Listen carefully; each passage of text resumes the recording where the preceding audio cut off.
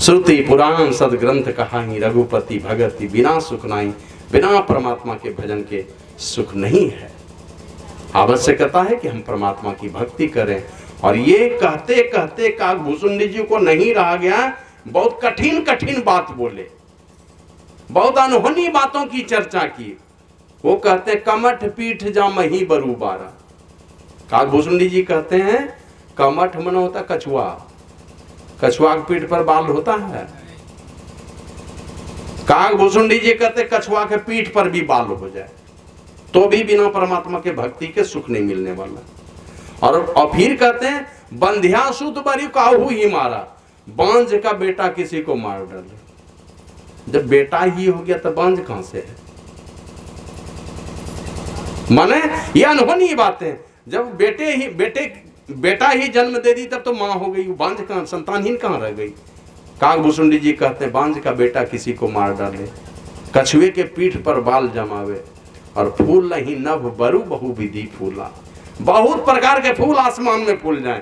या फुलवारी में तो देखते हैं एक ही गमला में एक ही गाछ में 3-4 तरह का गेंदा फूलते हुए हम लोग देखें। कहां से वो क्रॉस करके बनाता है, हाइब्रिड कहां से बना, 3-4 तरह का फूल एक ही पौधे में। हमने देखा खोक्सी श्याम में एक ही गाछ में 3-4 तरह का आम फलता है। तो धरती पर अनेक प्रकार के फूल फूलते हुए आपने देखे होंगे, आसमान में फूल फूले ये किसी ने नहीं देखा। काकभूषुंडी जी कहते हैं हो सकता है आसमान में भी बहुत तरह के फूल फूले, लेकिन जीव न लह सुख हरि प्रतिकूला।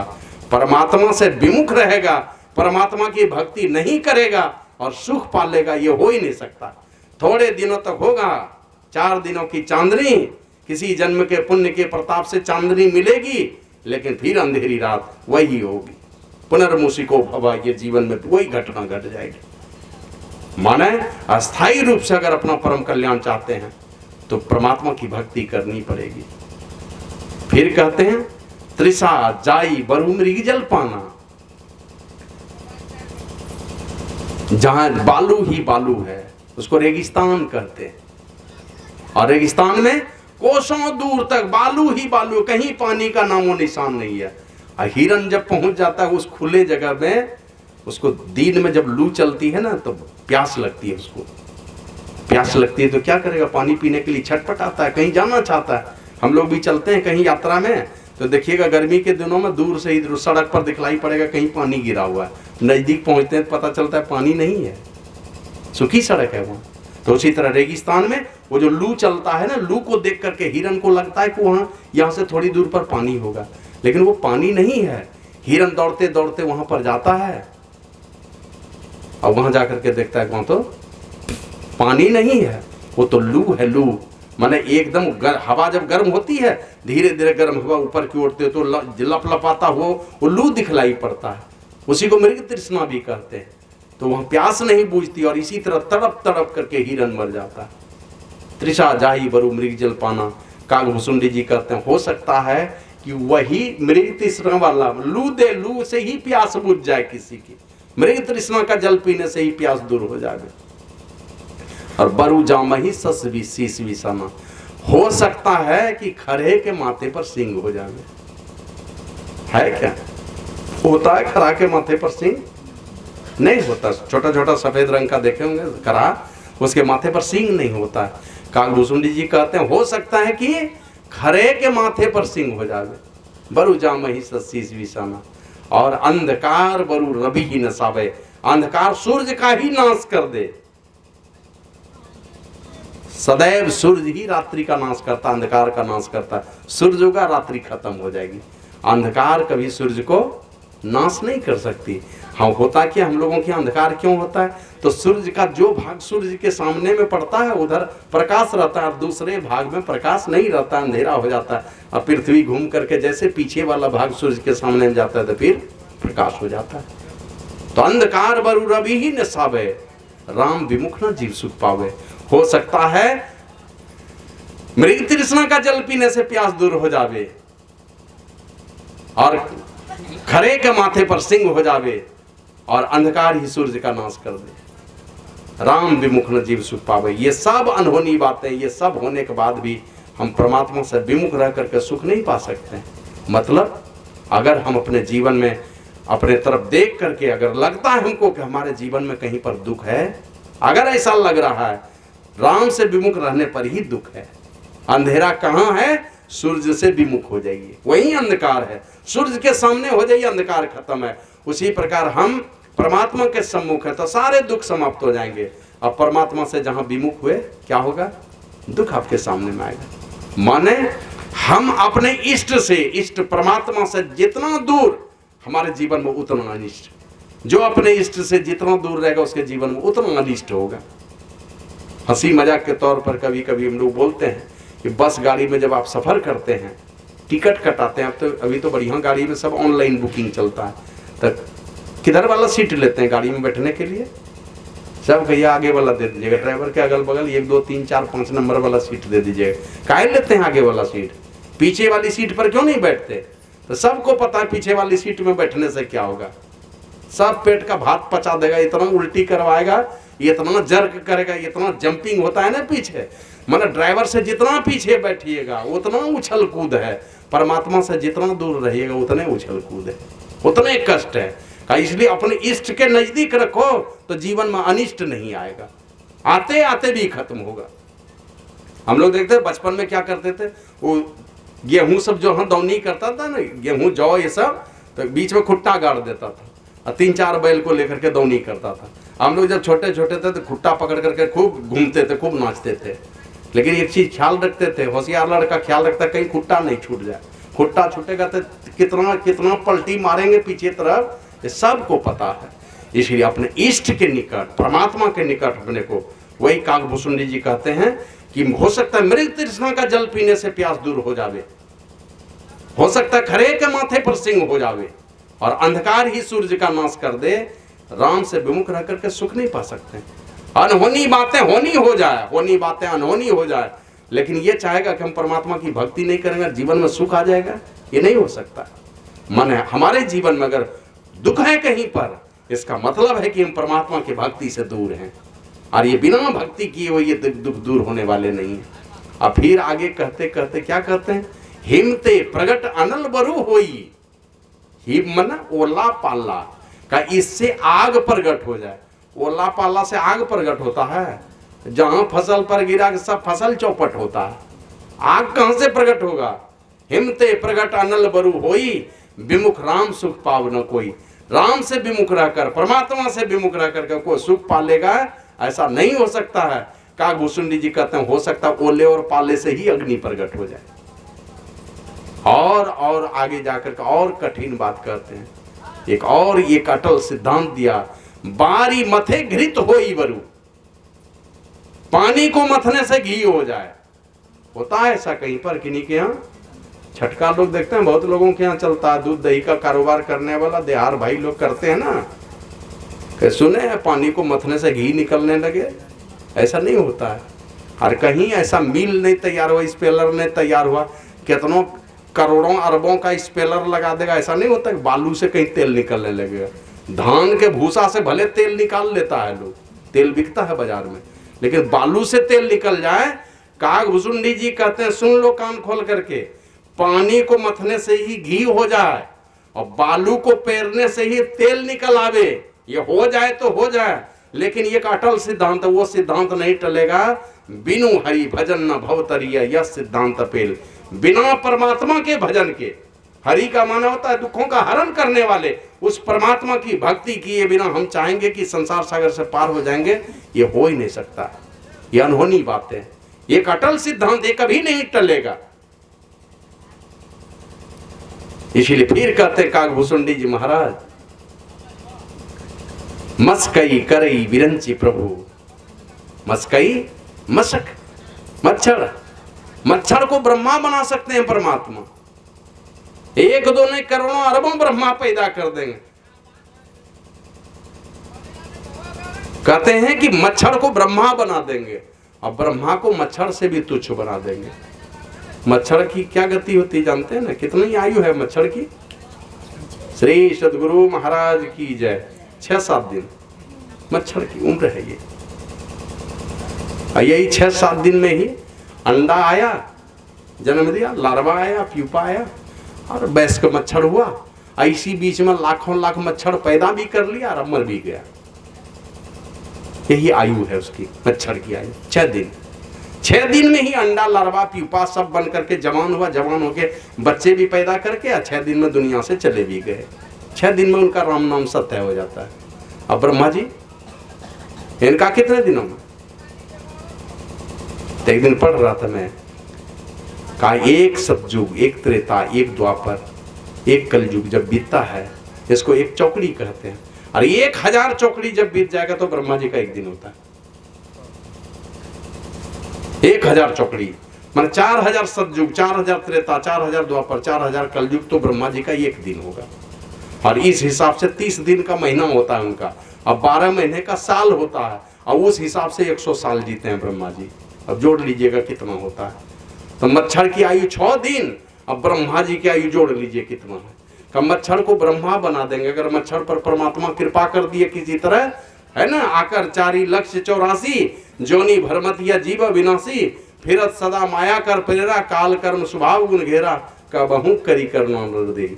मच्छरे को उठाकर मनुष्य शरीर में भेज दिया अगर उनकी मर्जी हो जाए तो, और नहीं तो ब्रह्मा जी को भी मच्छर से तुच्छ बना देगा।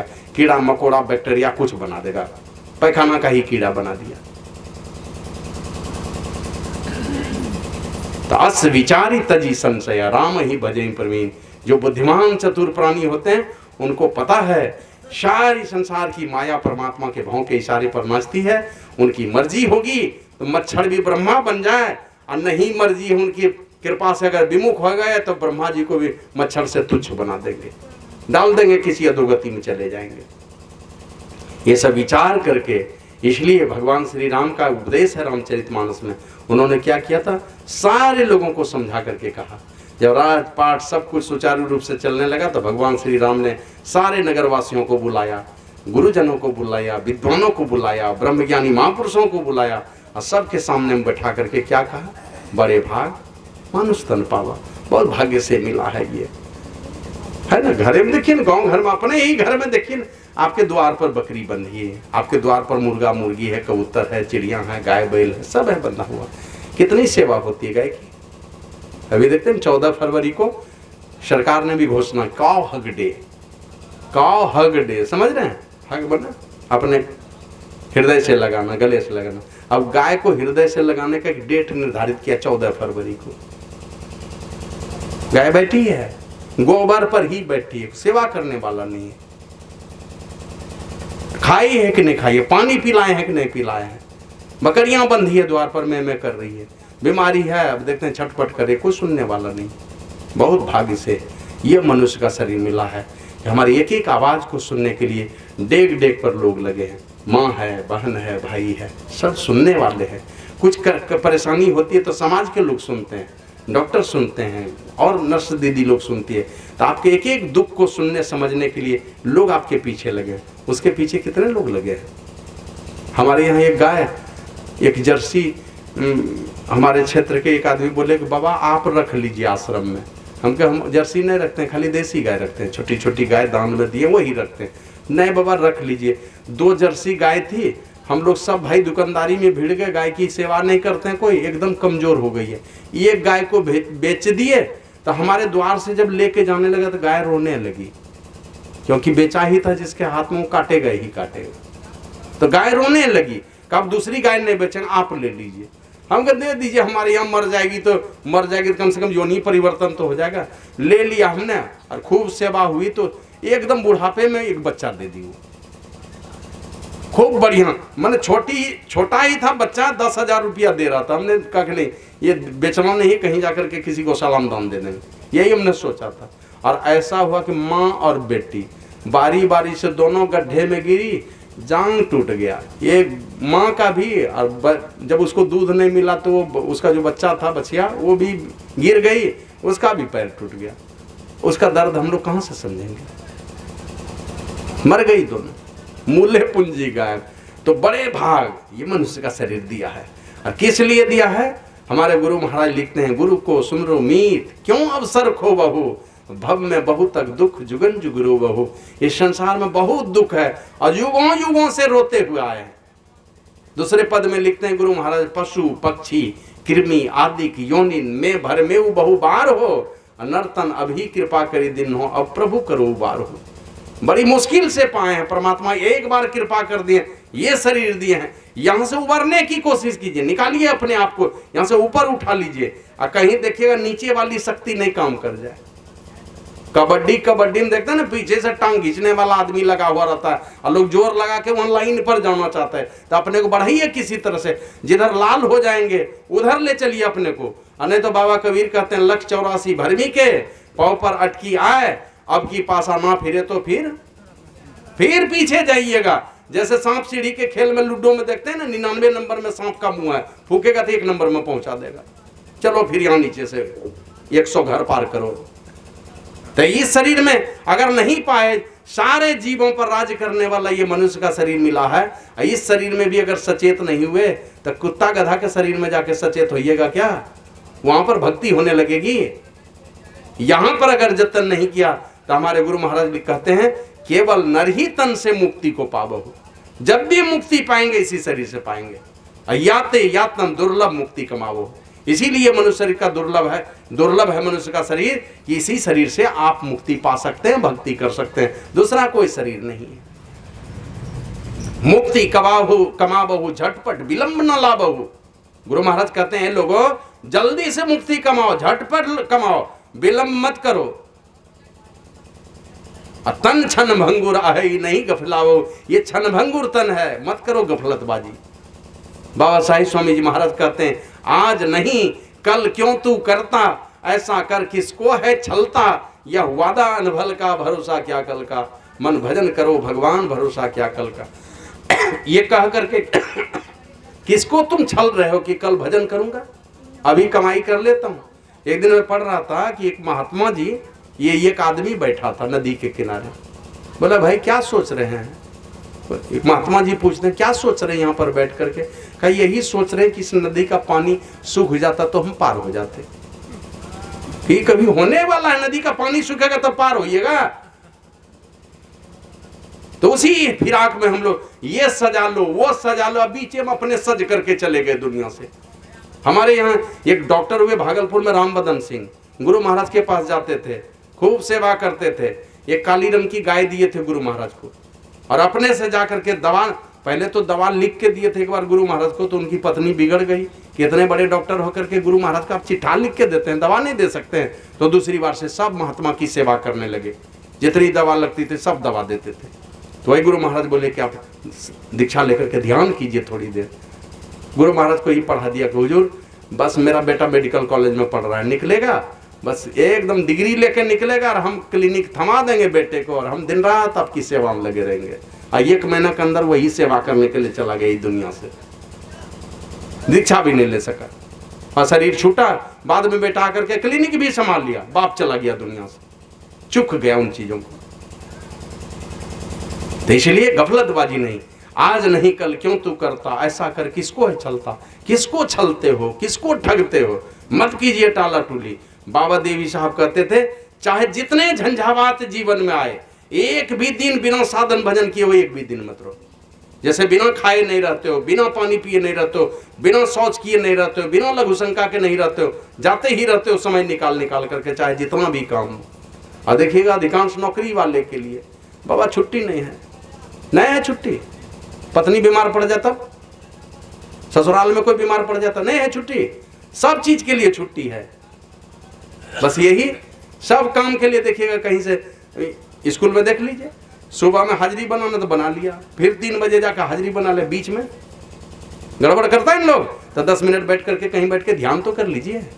बाबा दोपहर में छुट्टी नहीं मिलती, सब चीज के लिए छुट्टी है, निकालने के लिए आदत होनी चाहिए आपकी। देखते हैं बाराती की गाड़ी लेकर के ड्राइवर जाता है, अभी द्वार लगाया है, कहां से दारू पी के उधर से तुरंत आ जाएगा, कहां से खोज लेता है गांव में पता नहीं है, कहीं 1 चिलम गांजा ले लिया और चला आएगा वहां से, आदत है तो खोज लेगा। तो इसलिए नादानी नहीं, ये टाला टूली से बाबा साहिब स्वामी महाराज ये किसको ठग रहे हो। रावण जाते जाते क्या कहा था राम को, ए राम मैं समुद्र का पानी चखा एक दिन तो खारा लगा, तो हमने सोचा कि इसको दूध का सागर बना दूंगा। गया था एक दिन नरक में, देखा कि वहाँ सारे जीवों को ये जो है ना जमराज बड़ी दुख देता है, तो हमने सोचा ये नरक को ही हटा दूंगा और यहाँ से सीधे स्वर्ग के लिए सीढ़ी लगा दूंगा, कोई जीव नरक में नहीं जाएगा, सीधे सब स्वर्ग ही जाएगा। और मुझ में ये सारी सामर्थ्य थी। और एक दिन कहा, हे राम तुम्हारी अयोध्या खाली अयोध्या है सोने की, पूरा राज नहीं है सोने की, और मेरी सारी लंका सोने की है। हमने सोने को छू करके देखा तो उसमें कोई खुशबू नहीं थी, तो हमको लगा कि अगर सोने में भी खुशबू भर दिया जाए ना तो बड़ा अच्छा रहेगा। और हमने सोचा था सारे सोने में भी खुशबू भर दूंगा, सोना चांदी हीरा जवाहरात सब में खुशबू भर दूंगा। और ये सारी औकात मुझ में थी, सामर्थ्य था मुझ में, लेकिन गलती हो गई, कल पर टालता गया, कल पर टालता गया। और काम कौन सा कर दिया जल्दीबाजी में, जो काम हमको कभी करना ही नहीं चाहिए। कौन काम? जिस काम के चलते वो राक्षस की श्रेणी में चले गए। एक गलती हुई, आचरण के विरुद्ध काम कर लिया उन्होंने, इतना बड़ा ज्ञानी, इतना बड़ा भक्त, और कहां चला गया? राक्षस के श्रेणी में चला गया। रावण को असुर मानता है लोग। और वही समझदारी से काम लिया, पति ने छोड़ा शबरी को जंगल में, तो सोचा कहां जाऊं। बाबा साहिब स्वामी जी महाराज कहते हैं, सत्संग बिना सोचो मानव, जग में वह ज्ञान कहां होगा, जिस ज्ञान की साया में जाकर अपना कल्याण महा होगा। और सत्संग में संत वचन रूपी सद्ज्ञान की गंगा बहती है, उसमें अवगाहन यदि न किया सतपथ का ज्ञान कहां होगा। तो सच्चा पथ कहां से मिलेगा? दुल्हा के साथ तो पता नहीं किस पथ पर चली जाती, छोड़ दिया दुल्हा ने, तब सोचा कि किस पथ पर जाऊं। बाबा कबीर कहते मोरे जियरा बड़ा अंदेशवा मुसाफिर जइयो कोनी और, कौन दिशा में जाएंगे। सबरी के मन में ये भाव पैदा हुआ, विचार किया उन्होंने कहां जाना चाहिए। चली गई मतंग मुनि की कुटिया में, देखा कहां साधु महात्मा रहते हैं वहीं चलना चाहिए। चली गई, दिशा मिल गई जीने की, और महापुरुष के आदेश पर उनका जीवन रहा। तो भिलनी खानदान में पैदा हुई सबरी क्या बन गई? देवी बन गई, दुनिया में पूजा होने लगी। तो विचार करना है, ये समय रहते ये मनुष्य का शरीर मिला है, इसी शरीर से परमात्मा का भजन होगा। और ये परमात्मा की भक्ति मनमानी करेंगे, अपनी मनमानी से तो संसार का कोई काम नहीं सीख पाता है, बिना गुरु के जुक्ति के ये नहीं हो सकता है। इसलिए परमात्मा की भक्ति चाहिए, लेकिन उसके लिए जतन चाहिए। बाबा कबीर कहते हैं, करो रे सखी साईं मिलन की, काए सखी करो रे सखी, करो रे जतन सखी साईं मिलन की। अगर जतन ही करना है, जुक्ति करो, महापुरुष से जुक्ति जान करके साईं परमात्मा से मिलने का जतन करो। और वही काम करने के लिए मनुष्य का शरीर मिला है। काकभूषुंडी जी महाराज वही समझाते हुए कहते हैं, तो हम परमात्मा का भजन करें। किनका भजन करें? परमात्मा का भजन करें। बाबा कबीर कहते हैं, परली पार तेरा मीता खड़िया, तुम्हारा परमात्मा, तुम्हारा गुरु अंधकार मंडल के उस पार में खड़ा है, पार करो किसी तरह। परली पार तेरा मीता खड़िया, उस मिलने का ध्यान ना धरिया। मिलो उनसे जाकर के जो तुम्हारा मित्र है, सारे दुखों का हरण करेगा।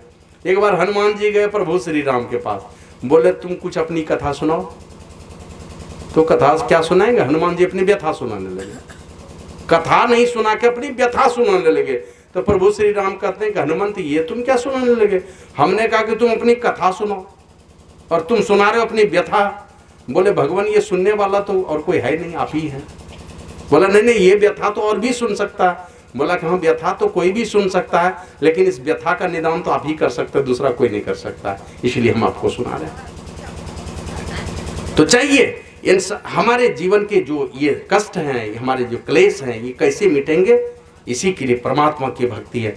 यही है परमात्मा हमारे सारे व्यथा को, सारे क्लेश को मिटा सकते हैं। इसलिए गुरु महाराज ने कहा, जितने मन ये आवागमन सम दुख दूजा, है नहीं जग में कोई, ये मरना और जन्मना कितना कष्ट है। कहा कि देखते हैं ना वो कौन मशीन है, गन्ना पेरने वाला कौन मशीन कहते हैं उसको, हाँ उसमें डालता है गन्ना को। उसी तरह जैसे किसी मशीन में बोल्डर सबको देखते हैं छर्री बनाता है, उसको क्या कहते हैं? Stone crusher.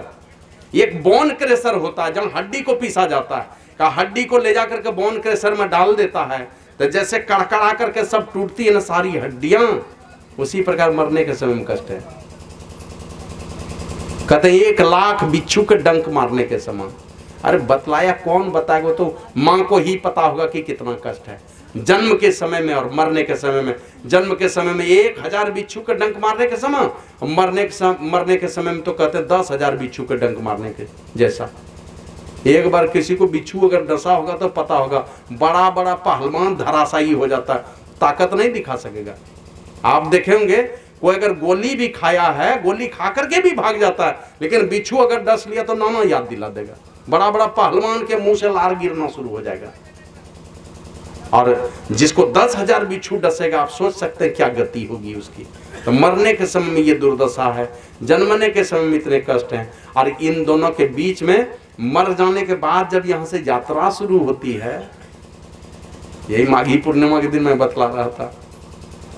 माघ मेला में गए, माघी पूर्णिमा में गए थे ना, बहुत लोग गए होंगे गंगा स्नान करने।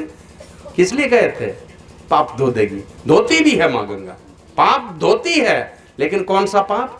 जो गलती से किए हैं, अनजाने में जो पाप हो गया, अनजाने में जो गलती हो गई, उस पाप को धो देगी। और जो जानबूझ करके किए हैं ना, वो मरने के बाद लट पड़ता है जमराज का, तब पाप धुलता है। ऐसा नहीं छूटेगा। जानबूझ करके जो गलती की है, जानबूझ के जो पाप किए, वो जमराज जब लट दिलवाता है ना, वो पढ़िए गरुड़ पुराण को तो पता चलेगा। भयंकर भयंकर कष्टकारी नरक हैं, उन नरकों में डाल देता है इन पापी आत्मा को, वहां जाकर के दुख भोग। इसलिए उस परमात्मा का भजन किए बिना हमारा परम कल्याण नहीं है।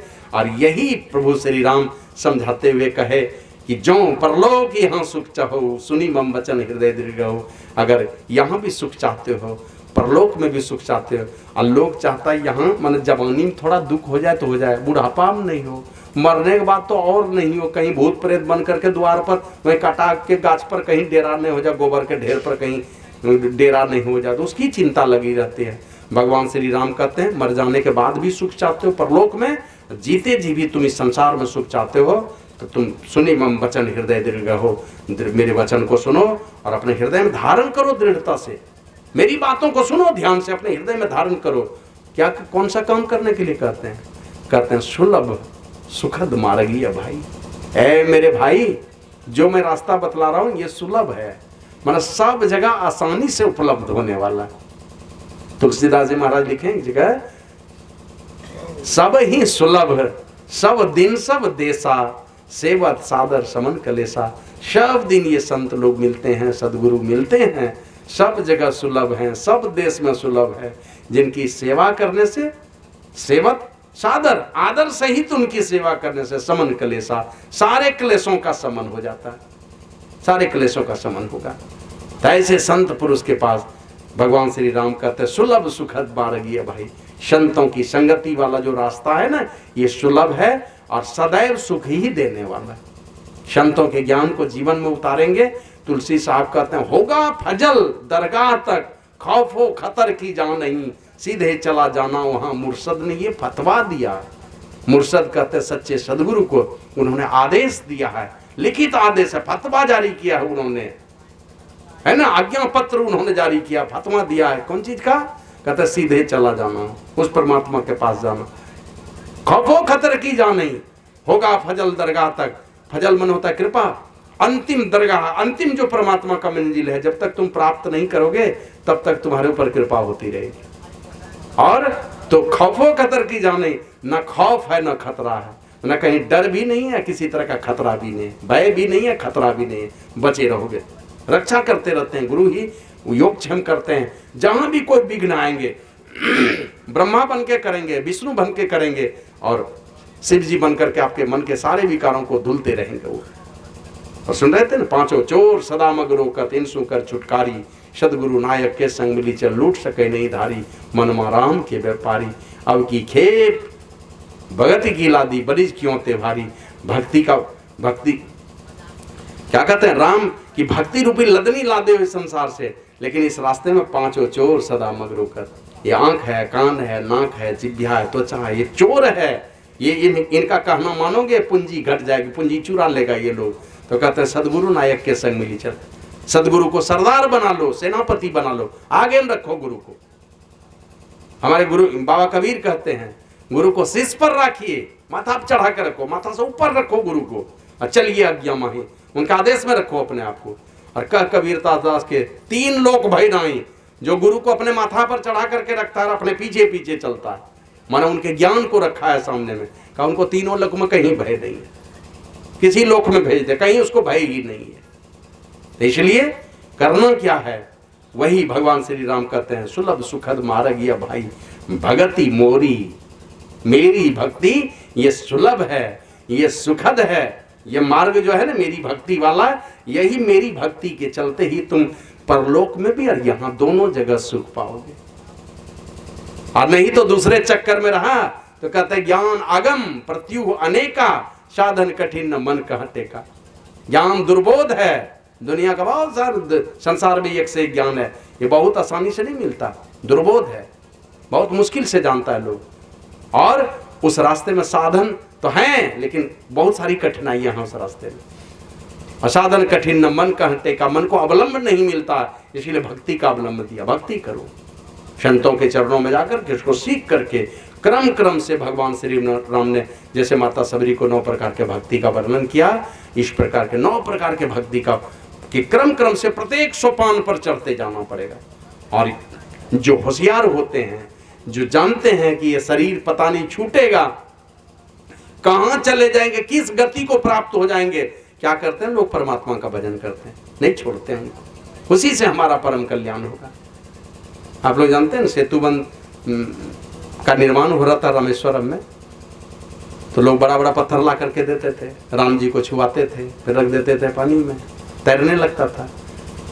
तो किसी ने कहा कि राम में तो इतनी ताकत है कि समुद्र में पत्थर रखता है तो तैरने लगता है। कहा वो तो हम में भी ताकत है, हम भी कर देंगे। रावण ने भी किया था ऐसा, कहा देखो मैं भी देखता हूँ। और जाता था पत्थर उठाता था समुद्र में रख देता था, और समुद्र में पत्थर रखते समय कहता है देखो तुझे राम की सौगंध, तुम तैरते रहो। मतलब राम का सौगंध दे करके छोड़ता था तो तैरने लगता था, वो भी राम का सौगंध दे करके। तो इसी बीच में नल नील कारीगर था, वो पत्थर डालता था, तो राम जी कहते हैं अच्छा ठीक है ला तो मैं छोड़ता हूँ, आइए अपने हाथ से दिए छोड़ करके। अब जैसे छोड़े तो गड़गड़ाते हुए चला गया नीचे। तो नल नील को कहता है अरे तुम बोला था कि ये नहीं जाएगा, हम तो डाले तो चला गया, वहां पानी के भीतर चला गया। तो कहते हैं कि भगवान ये पत्थर गया है ना, कहा कि ये ब्रह्मा और शंकर भी रहेंगे ना, आपके हाथ से छूटेगा पता नहीं किस रसातल में चला जाएगा।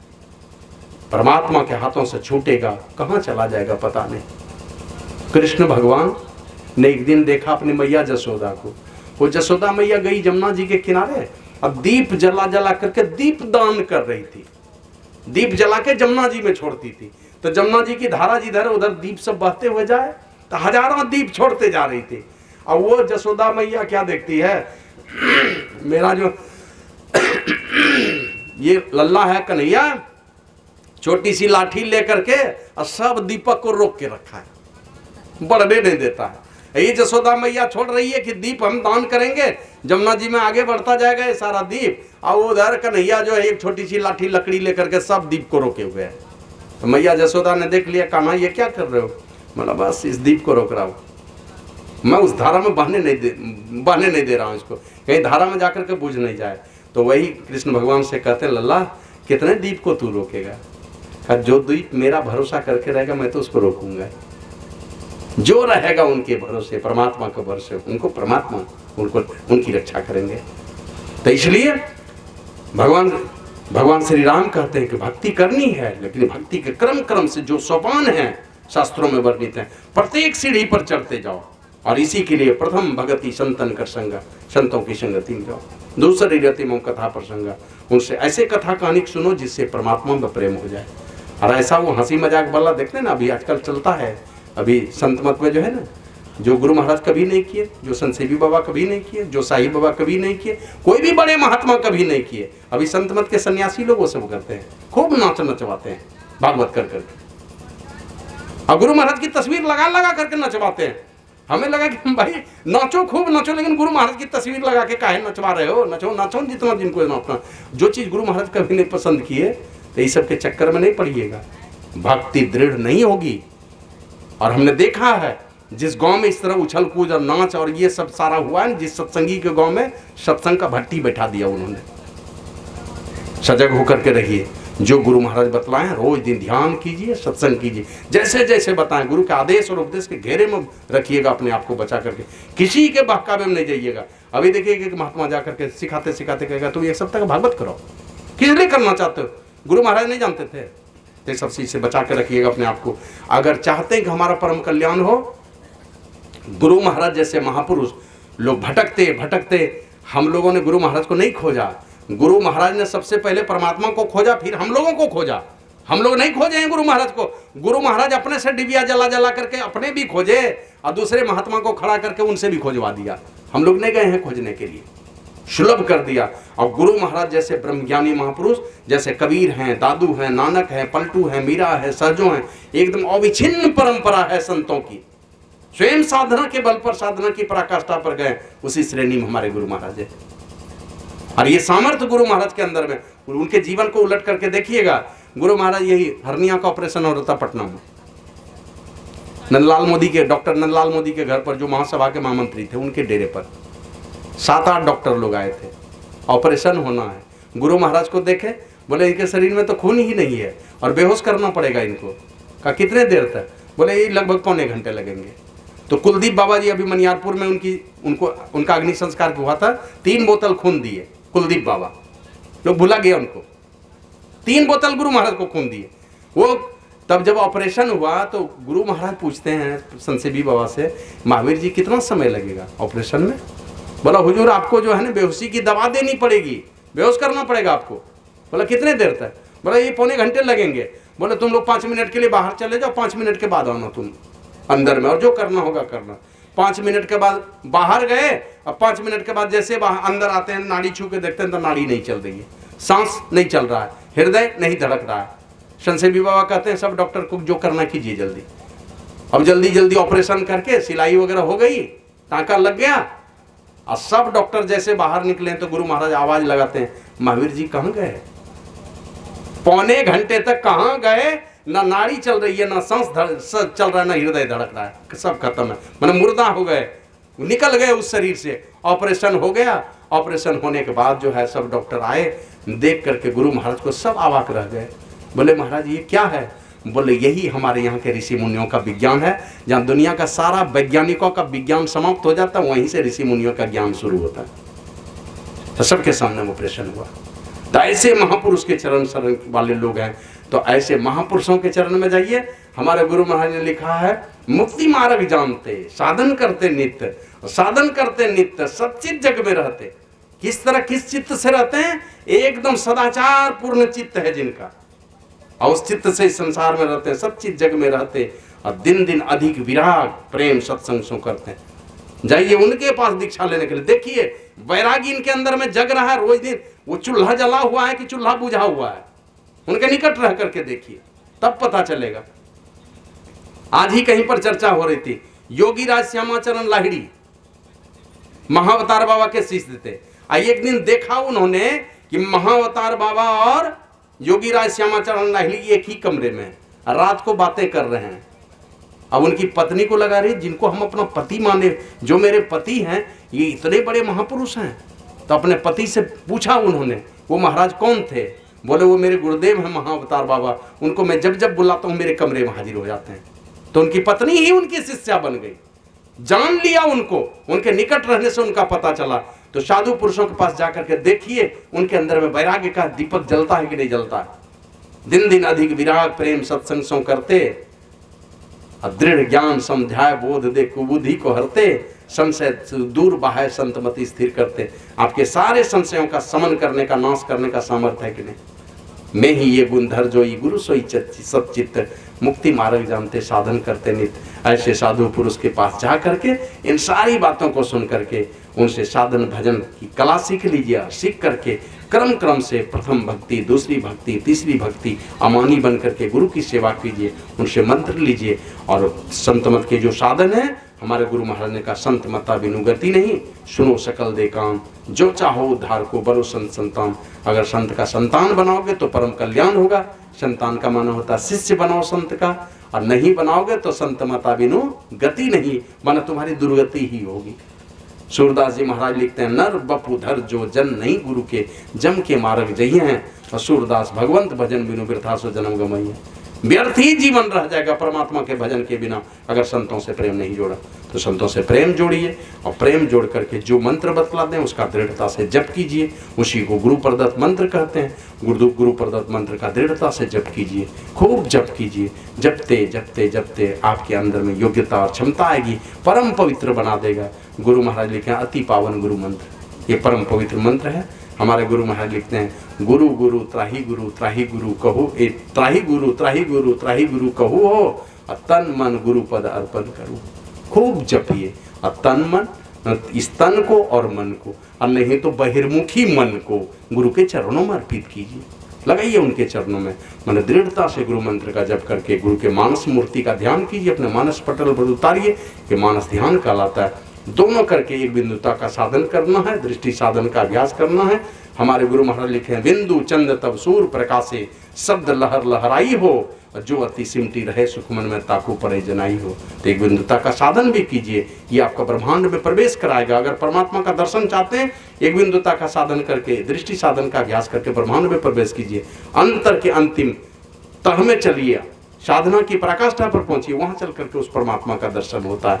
अंतर में प्रवेश करेंगे, अनेक प्रकार के रूप नजारे को देखता हुआ, अनेक प्रकार के शब्दों को सुनता हुआ साधक अंततः परमात्मा की ओर से आने वाले शब्द राम नाम को सुनता है, उल्टा नाम को सुनता है, ओम को सुनता है। उस शब्द को सुन करके उसी परमात्मा में जा मिलता है।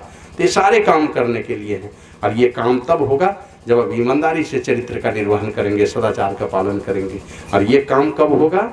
बुढ़ापा में जल करके, तो ये घुटनों में दर्द है, तो कमर में दर्द है, बैठ नहीं पाएंगे, बहुत सारी बीमारियां। कर लीजिए जवानी में, ये सारा काम जवानी में होगा। रुपया पैसा धन दौलत सब कमाना चाहते हैं जवानी में, उसी तरह ये भक्ति भी कमाइए जवानी, ये भी जवानी में करने का काम है।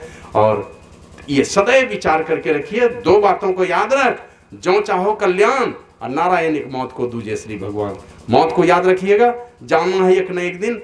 क्यों किसी का दिल तोड़ करके जाना चाहते हैं? क्यों अपना बुरा करना चाहते हैं? अपने जीवन को सजाने का काम कीजिए, लोगों का आशीर्वाद लेने वाला काम कीजिए, शराब लेने वाला काम मत कीजिए। और समाज को जोड़िए, आप किसी प्रेम को जोड़ करके रखिए, भाईचारे को जोड़ करके रखिए। किसी को आप किसी का दिल दुखी नहीं हो जाए, ऐसा काम करके मत जाइए दुनिया से, नहीं तो आप कहीं जाएंगे किसी को दुखी करके, वो दुख आपके पीछे पीछे जाएगा, वो बड़ा दुखी करेगा आपको। जीवन में अगर आप दुखी हैं तो परमात्मा की भक्ति से आप सुखी हो जाएंगे, लेकिन आप किसी को दुखी बनाने का सोच रखे हैं या दुखी बनाते हैं, जीवन में कभी सुख नहीं मिलेगा। इसलिए सचेत होकर के एकदम बढ़िया काम कीजिए, पांचों पापों से बचा के रखिए। घर परिवार में पत्नी है, बच्चे हैं। एक दिन मैं पढ़ रहा था, अब लोग चाहते हैं माता पिता को तृप्ति देना चाहते हैं, लोग जाते हैं जो सत्संगी नहीं है, ध्यान नहीं करते हैं, जाते हैं वहाँ कहीं किसी जगह किसी तीर्थ में जाकर के तर्पण करते हैं, होम करते ही हैं। लिखा है घर में अगर पति पत्नी का जीवन आपका एक क्या कहते हैं संतुलित जीवन नहीं है, दोनों पति पत्नी का आपस में लड़ाई झगड़ा करते हैं, पत्नी के ऊपर लाठी डंडा उठाते हैं, गाली बकते हैं, तो आपके पूर्वज आपके हाथ का किया हुआ तर्पण भी स्वीकार नहीं करेंगे। इसलिए सदैव सोच समझ करके, पत्नी है, बच्चे हैं, बेटा है, बेटी है, माँ है, जिनका जो कर्तव्य है अपने कर्तव्यों का निर्वहन कीजिए। और आप घर के मालिक हैं तो माता पिता दोनों फरिश्ते हैं परमात्मा के, इन पर ये अपनी निगरानी रखिए कि कहीं उनको कष्ट तो नहीं हो रहा है। बेटियां हैं आपकी पर्दा में क्या कहते हैं, बेटियां हैं आपके घर की इज्जत है, उस पर आपकी निगरानी होनी चाहिए। बेटा बेटी का भी अपना कर्तव्य होता है, वे भी माता पिता को दुखी नहीं होने दें। ये सारे काम को करके तब साधु पुरुषों से युक्ति सीखिए, खान पान की शुद्धि रखिए, नियमित सत्संग ध्यान कीजिए, साधु पुरुष की सेवा कीजिए, रोज दिन सत्संग कीजिए। इन्हीं से आपका हमारा सबका कल्याण होगा। इन चीज़ों को छोड़ करके बाबा साहिब स्वामी जी महाराज कहते हैं, चेतो करो भजन मन लाई, साही विधि सदगुरु से पाई, करी आज परम फल का, भरोसा क्या कल का, मन भजन करो भगवान, भरोसा क्या कल का। ये शरीर छूट जाएगा, बड़ी अफसोस होगा, अंतिम समय होगा जिस समय किसी से शिकवा शिकायत नहीं रहेगी, ना दुनिया वाले से, न और किसी से। बस एक ही चीज पर दोष देंगे, न समय को दोष दीजिएगा, न संसार को दोष दीजिएगा, खाली अपने ऊपर दोष दीजिएगा। भगवान आपने बड़ी कृपा की थी लेकिन बेकार कर दिया, हमने कुछ नहीं किया। और अंतिम हाथ झाड़ी ज्यों चला जुआड़ी, अंतिम सब रह जाएगा।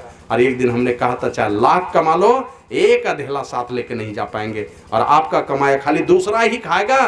काहे को उस पाप ताप के चक्कर में पड़े हैं। ईमानदारी से रहिए, थोड़ा ही कमाइए, ईमानदारी की कमाई से बाल बच्चे का भरण पोषण कीजिए, सत्संग कीजिए, ध्यान कीजिए, साधु सेवा कीजिए, लोगों में प्रेम बांटिए। ये सारे काम करने के लिए मनुष्य का शरीर मिला है। इसी निवेदन के साथ मैं अपनी वाणी को विराम देता हूँ। बहुत बहुत साधुवाद है वो आदरणीय सुबोध बाबू, सारे सभी भाइयों को, वो अवोध हैं, मुकेश हैं, और ये सारे भाइयों को, मैं उनके बाल बच्चे, परिवार के जो भी लोग हैं, सब लोगों को मैं बहुत बहुत साधुवाद देता हूँ। माता के श्राद्ध के अवसर पर यह सत्संग का आयोजन कराया, सभी साधु महात्माओं को नमन करता हूँ। और बहुत बहुत बार नमन करता हूँ उनके पूज्य पिताजी को, और बड़े ही धर्मात्मा विचार के लोग हैं। साधु संतों से बड़ी प्रेम रहा है, धर्म के प्रति उनकी बड़ी रुचि रही है। लेकिन जवाबदेही अब तीनों बेटे की है, एक पिताजी हैं, बस यही जितना दिन जिए बस ये सब भाई मिल करके उनकी भी चिंता करें। आप अपने सुख की, अपने बाल बच्चे की चिंता करें, लेकिन वृद्ध पिता है, जितना दिन तक जिए उनके आंखों में कभी आंसू नहीं आए। जरूरत पड़े तो अपने पैर दबाइए, सेवा कीजिए, समय पर भोजन दीजिए, सारी चीज़ों की परवरिश कीजिए। यही मैं तीनों भाइयों से और उनकी बहनें भी हैं, सब लोगों से मैं यही कहता हूँ, इन चीज़ों का भी ख्याल रहे। माता जी को अच्छी से अच्छी गति हो, गुरु महाराज उनको अपने चरण शरण में स्थान दें। सत्संग से बड़ी रुचि थी उनको, मुझे भी अपने बेटे जैसा मानती थी। मैं महात्मा थी, पैर छू के प्रणाम करती थी, लेकिन मानती थी बहुत मुझे। तो मैं गुरु प्रभु से उनके उच्चतम गति, उत्तरोत्तर सदगति, शांति की कामना करता हूँ। जहाँ कहीं भी हैं उनकी दिवंगत आत्मा, उनको शांति मिले, उनके बाल बच्चे, परिवार के जो भी लोग हैं, सुख समृद्धि और शांति का जीवन हो। यही मैं गुरु प्रभु से प्रार्थना करते हुए, जो भी सत्संग में घंटों से बैठे, उसका मन, बुद्धि, विचार इसी प्रकार सत्संग, साधु सेवा, ध्यान आदि में जुटा रहे, साधु सेवा में जुटा रहे। ये मैं गुरु प्रभु से प्रार्थना करते हुए अपनी वाणी को विराम देता हूँ। बोलिए प्रेम से श्री सद्गुरु।